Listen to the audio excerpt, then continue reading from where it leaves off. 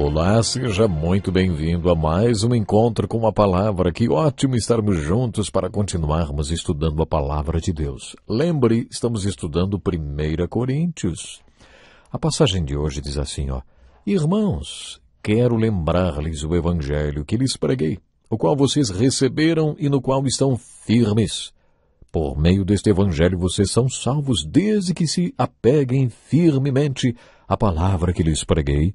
Caso contrário, vocês têm crido em vão. Pois o que primeiramente lhes transmiti foi o que recebi, que Cristo morreu pelos nossos pecados, segundo as Escrituras, foi sepultado e ressuscitou no terceiro dia, segundo as Escrituras. Foi com estas palavras que Paulo iniciou o capítulo da ressurreição, o capítulo 15 de 1 Coríntios, um dos mais importantes da Bíblia. Todo ele fala sobre a ressurreição de Jesus. Não se esqueça que os gregos eram filósofos, pensadores e intelectuais muito parecidos com os acadêmicos de hoje em dia. Isso quer dizer que em cidades como Atenas, por exemplo, as pessoas tinham dificuldade para aceitar a ressurreição. Não vamos entrar em detalhes sobre as razões que eles tinham para serem assim. Quando Paulo pregou no Areópago de Atenas, não pôde dizer mais nada além de citar a ressurreição. Eles não digeririam mais do que isso. Eles não aceitariam o pensamento ou o ensino da ressurreição. Esse capítulo da ressurreição, com seus 58 versículos, é maravilhoso, um consolo especial para a pessoa que perdeu alguém querido. Ele também serve de consolo para você que recebeu um diagnóstico médico de uma doença maligna. Não pensamos muito sobre isso, mas cedo ou tarde todos enfrentaremos a morte.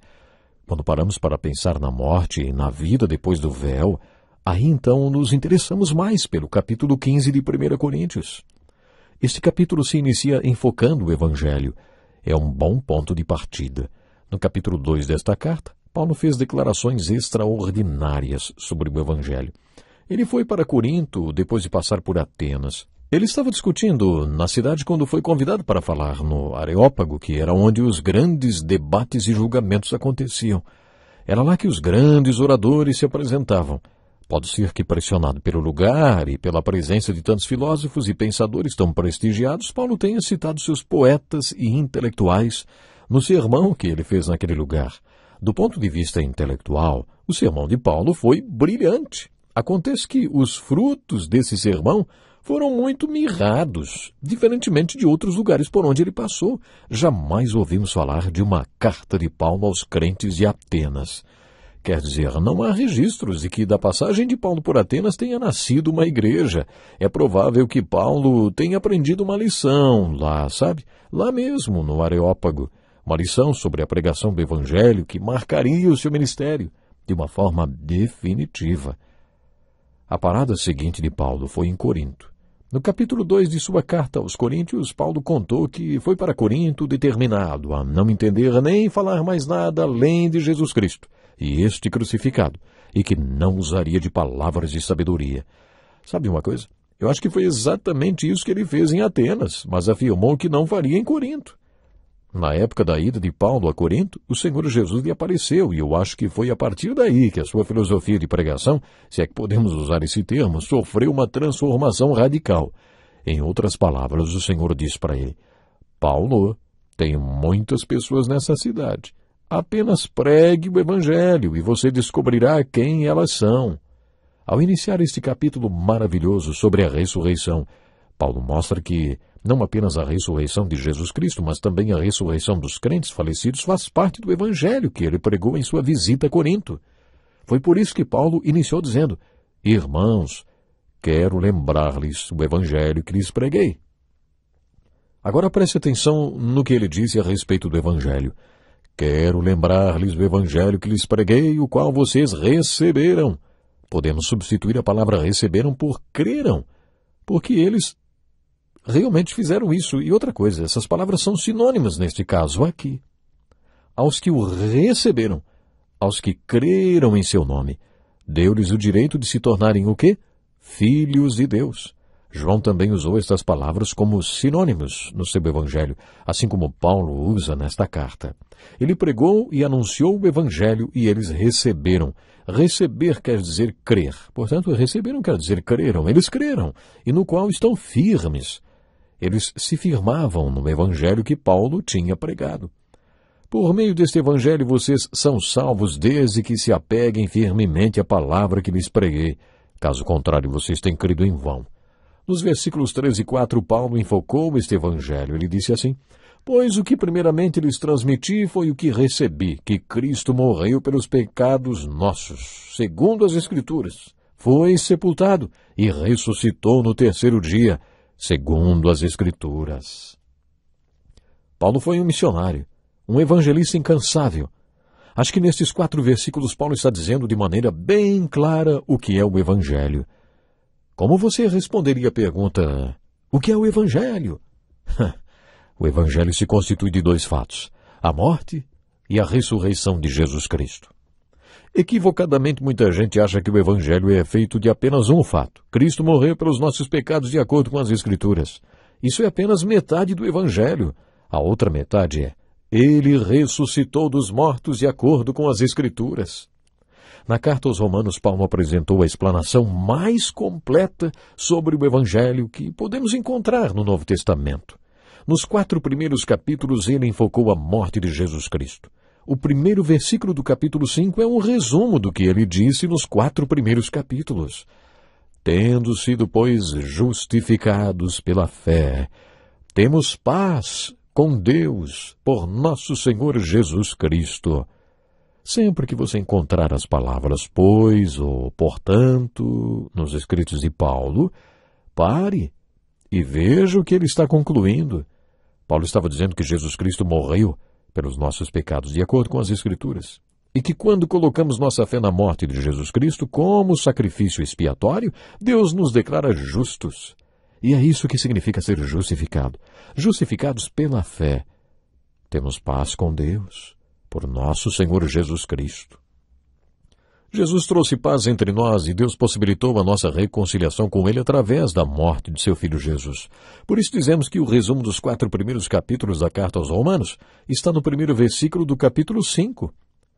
Já no segundo versículo do capítulo 5 da carta aos Romanos, Paulo introduz a segunda parte da argumentação deste tratado teológico. Ele escreveu a respeito de Cristo, por meio de quem obtivemos acesso pela fé a esta graça na qual agora estamos firmes e nos gloriamos na esperança da glória de Deus. Puxa, hein? Como este versículo é lindo! Romanos capítulo 5, verso 2. Sabe, através de Jesus Cristo temos não apenas a justificação pela fé necessária para termos paz com Deus, mas também através da ressurreição de Jesus Cristo, temos acesso pela fé à graça, ao carisma, pelo qual podemos ser representantes de Cristo neste mundo. E nos regozijamos na esperança de viver uma vida que glorifique a Deus. A segunda parte da carta de Paulo aos Romanos tem a ver com este assunto. Como viver como alguém justificado, hein? A palavra justificado significa como se nunca tivesse pecado antes. Você é declarado justificado. É isso mesmo. Como se nunca tivesse pecado antes, quando põe a sua fé na morte de Cristo. Esta é uma metade do Evangelho. A outra é a ressurreição de Jesus Cristo. O que significa a ressurreição de Jesus Cristo, hein? Significa que Jesus Cristo está vivo e muito bem no planeta Terra.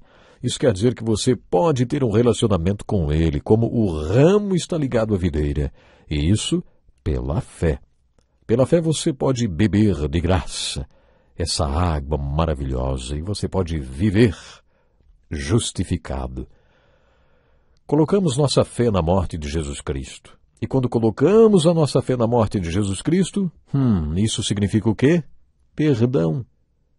Mas a ressurreição de Jesus Cristo, quando colocamos nossa fé nesta grande porção do Evangelho, neste grande fato do Evangelho, aí também podemos aprender uma outra coisa, sabe? Isso aí significa comunhão.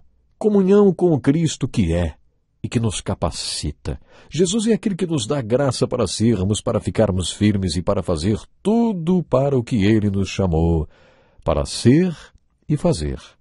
Esses 2 fatos formam o Evangelho. Por isso Paulo afirmou que era esse Evangelho que ele pregaria. Neste capítulo de 1 Coríntios, Paulo escreveu que era esse Evangelho que ele iria pregar. No capítulo 2, ele afirmou que tinha decidido nada saber entre eles, a não ser Jesus Cristo e este crucificado. Mas antes de encerrar esta carta, Paulo escreveu: Irmãos, quero lembrar-lhes o evangelho que lhes preguei, o qual vocês receberam e no qual estão firmes. Que coisa maravilhosa, não? Ele diz mais: por meio deste evangelho vocês são salvos, desde que se apeguem firmemente à palavra que lhes preguei. Caso contrário, vocês têm crido em vão. Essa é uma declaração clara e explícita do evangelho que contém 2 fatos e não apenas um. O primeiro fato do evangelho é a morte de Jesus Cristo, com base em que Deus nos declara justos. A morte de Jesus na cruz é a base sobre a qual temos nossos pecados perdoados. O fato número 2 é a ressurreição de Jesus Cristo. Sem a ressurreição de Jesus Cristo, jamais poderíamos ser o que temos que ser, nem fazer o que temos que fazer. Foi assim que Paulo iniciou este capítulo da ressurreição. Ele começa o capítulo da ressurreição dizendo com todas as letras que a ressurreição é parte vital do Evangelho. Depois de afirmar nestes 4 primeiros versículos que o Evangelho é a morte e a ressurreição de Jesus, Paulo usa os 54 versículos restantes para falar do segundo ato do Evangelho, a ressurreição de Jesus. Talvez Paulo tenha agido assim por causa das dúvidas que os crentes de Corinto tinham a respeito da ressurreição. Talvez a ressurreição fosse um problema para os gregos intelectuais e filósofos. Por isso, o foco deste capítulo é o fato número 2 do Evangelho, a ressurreição de Jesus Cristo. Muito bem. Este capítulo é totalmente voltado para a ressurreição, mas começa com uma definição muito clara e explícita do Evangelho. Hoje nós já não teremos mais tempo, porém fique atento no próximo programa. Nós vamos continuar estudando esta maravilhosa parte de 1 Coríntios. Que Deus possa lhe abençoar de uma forma muito especial e até o próximo programa.